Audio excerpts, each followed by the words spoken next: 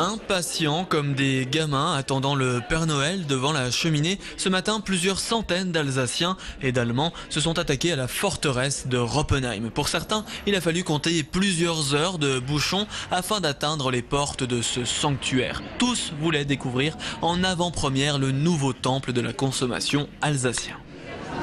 Retraités, nous avons du temps à perdre et puis il faut bien voir ce village. L'objectif principal était de faire de bonnes affaires, moins 30% garantie. Il n'en fallait pas moins pour attirer toutes les fashion victimes, ou pas tout à fait fashion, de la région. Nous on a regardé le plan, on a tout prévu, on a tout organisé. On va courir, on va tout de suite chez Nike, après on va où?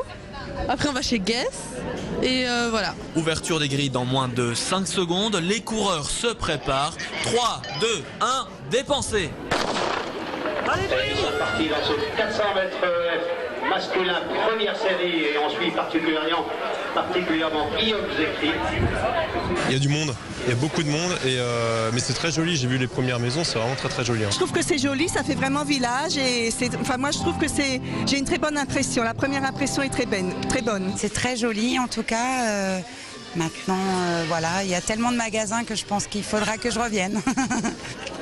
Vous l'avez compris, c'est joli. Roppenheim est l'incarnation du paradis pour acheteuses compulsives sur talons aiguilles. Et c'est pas moi qui le dis. Je suis une acheteuse compulsive, on va dire. Je suis vraiment heureuse. Là, je suis dans un petit nuage. Je suis vraiment heureuse. Il n'y a pas de souci pour ça. Il y avait au moins 3 km de bouchons sur l'autoroute avant d'accéder à l'échangeur de Roppenheim. Donc enfin l'Alsace à l'heure américaine. But Roppenheim, it is not Las Vegas. Mais vendre des chaussures et des t-shirts dans un décor en carton-pâte, le procédé vient bien des États-Unis et intrigue un peu les autochtones.